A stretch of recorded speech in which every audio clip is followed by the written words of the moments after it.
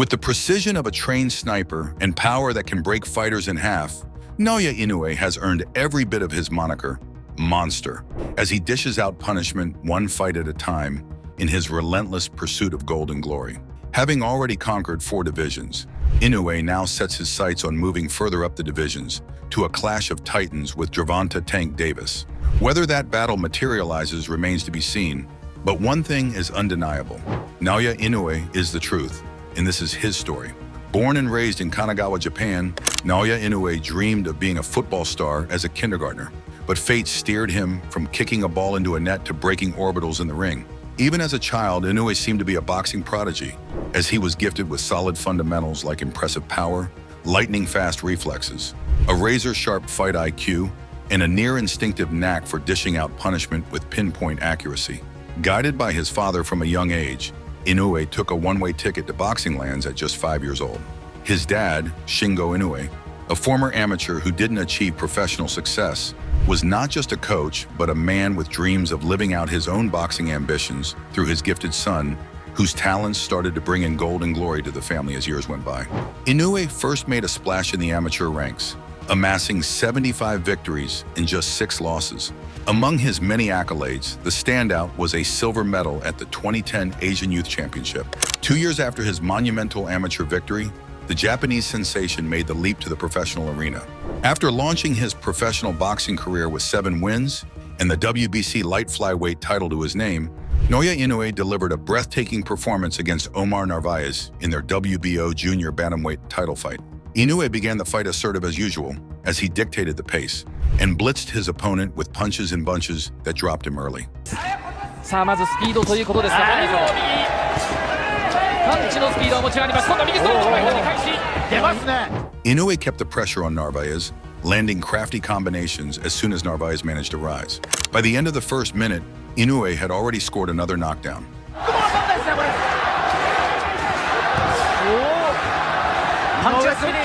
From that point on, Inoue systematically broke Narvaez down with forward pressure and body-to-head combinations, sealing a thumping victory in the late seconds of the second round with a punishing 4-punch combination.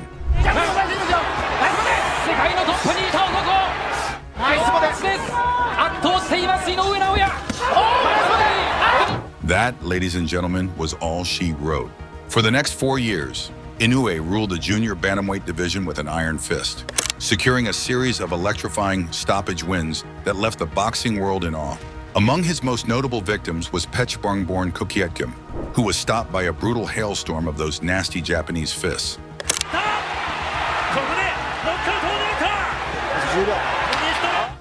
Next up was Kohei Kono, who had no choice but to bow down to the young phenom, a fighter who seemed straight out of a superhero anime. After his reign as the WBO junior bantamweight champ, Inoue set his sights on new horizons, stepping into the ring against Englishman Jamie McDonnell for the WBA bantamweight title. McDonnell was undefeated for nearly a decade when he faced the Japanese sensation, which made many think he might give Inoue a serious challenge. But the fight turned out to be anything but a test for the pound-for-pound powerhouse. As the fight kicked off, Inoue wasted no time in pushing the pace with his signature style and putting McDonnell on the back foot. In the second minute, finishing him like his favorite lunch meal. To get through this opening round, he's got a minute left, retreats to the... A few months after his decisive victory over Jamie McDonnell, the newly crowned WBA champ fought IBF bantamweight champ Emmanuel Rodriguez in the semifinal of the World Boxing Super Series. Emmanuel Rodriguez got off to a strong start, landing some impressive shots in the first minute of the fight. From the second minute on, Inoue cranked up the pressure and ran circles around Rodriguez with precise shots to both head and body. Inoue came out like a house on fire in the second round, dropping Rodriguez with a left hook from the pits of hell. Rodriguez managed to beat the count, but as soon as he was back on his feet, Inoue quickly dropped him twice more to seal the deal. Inoue was now the WBA and IBF bantamweight champ. In the Boxing Super Series final, Inoue faced WBA Super Bantamweight title holder Nonito Donaire in an epic champ versus champ battle, which set the arena on fire. Over 12 bruising rounds, the momentum swung like a pendulum as Donaire delivered a heroic performance, defying pre-fight predictions that he would be easily dominated. Inoue controlled the early rounds, landing blows on Donaire that would have crumpled others. to his 30s. Right hand to the body. Center in the glory years. That's it. But in the fourth round, Inoue began to find his range better. And by the fifth, he staggered Donaire with a left hook and nearly finished him with a massive right hand. The contest, not having to have done much. 4 rounds have gone. Left hook there. So, you know, the Far, but only both of the men in the final, and just as we say it, the right hand lands, and it's how much of this is Donaire seeing coming, covers up, check left. Despite appearing on the brink of defeat in the fifth and sixth rounds, Donaire somehow turned the tide in his favor. Because perhaps we expected it from Pro Grant to see the old champion ground jabs. it's very spiteful. By the end of the eighth round, Inoue was bleeding from a cut above his right eye. His reputation as a puncher is as it is. But back. However, the Japanese warrior stood firm and came charging out in the 10th round, determined to end the fight. You know, your own hype and really believes in himself. Doubt can't kick him, and this is good. He's now Inoue's round. Oh, and again. In the 11th round, a thunderous left to the body from Inoue finally dropped Donaire to the canvas. This is the home crowd now, really get behind him. That's a lovely left to the body. 1 minute. The veteran beat the count and even managed to land a counterpunch as Inoue threw the kitchen sink at him. Over the last 11 rounds, but is this the end? Check got him out of jail so many times in his career. What a fight. This really is, what a contest. As the 12th round began, Donaire bounced out of his corner, knowing he needed a knockout to win. Brilliant. Take my hats off to the preparation. Inoue, it's just this where age and hats off to both guys. Fans. Inoue falls short against Nordine Bali. He learned. But it wasn't to be, as Inoue's phenomenal hitting and staying power secured him a well-deserved victory, capping off a fight for the ages. After a few successful title defenses, the two faced off in a bantamweight title unifier, with Inoue holding WBA and IBF titles, while Donaire owning the WBC one. Inoue set the tone of the fight with a razor-sharp left hook. The first fight, they featured winning gloves. The Japanese powerhouse then followed up with a series of jabs, expertly keeping the relentless Donaire at a distance. Donaire spent the night chasing shadows, while Inoue danced around and landed a powerful 1-2 that rocked his foe. From either fighter, from the big shots that they've taken. Later in the first round, Inoue dropped his foe with a stinging right hand, though the recipient managed to beat the 10 count. Nice left hook there from.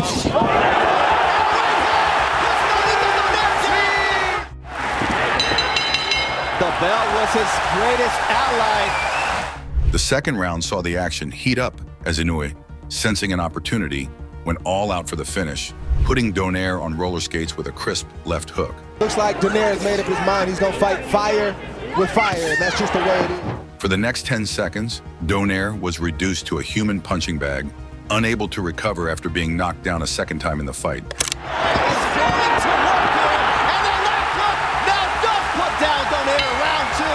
Inoue's next bout was a high-stakes battle for the undisputed bantamweight title against WBO bantamweight champ Paul Butler in the Japanese star's home country of Japan.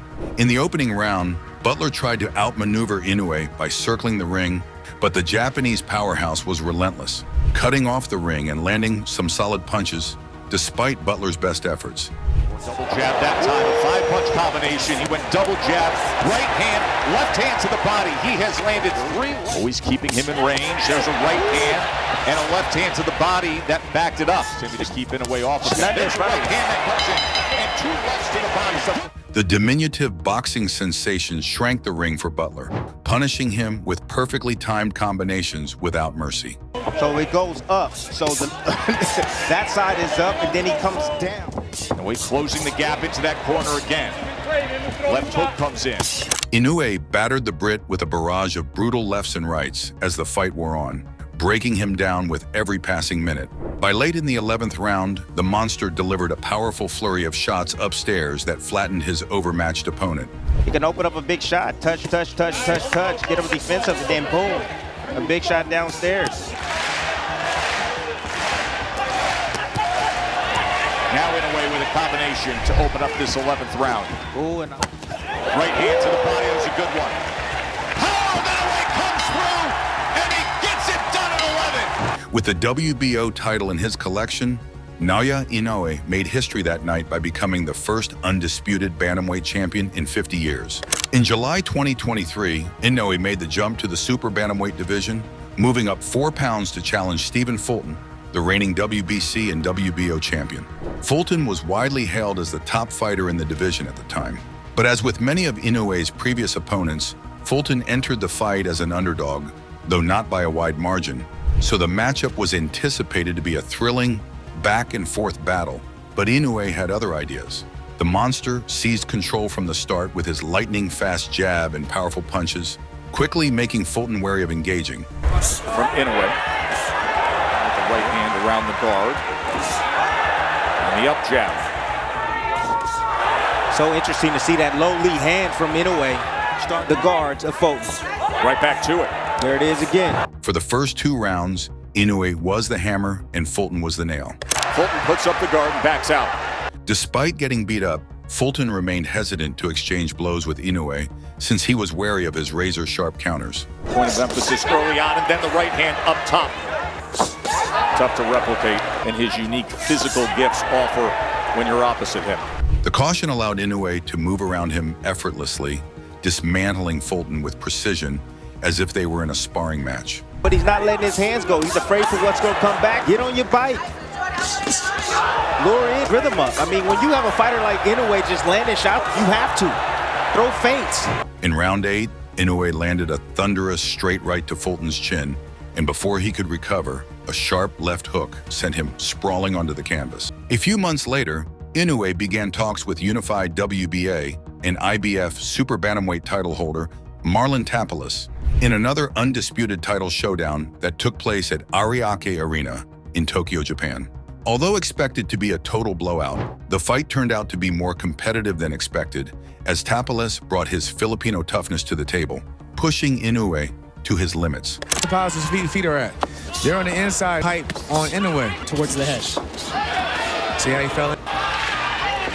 Reach, he's gonna have to, he's gonna have to box his way in, setting him, keeping that high guard because he dead. Ooh, nice. The Japanese legend was still the better fighter, however, and he proved it by scoring a knockdown in round 4.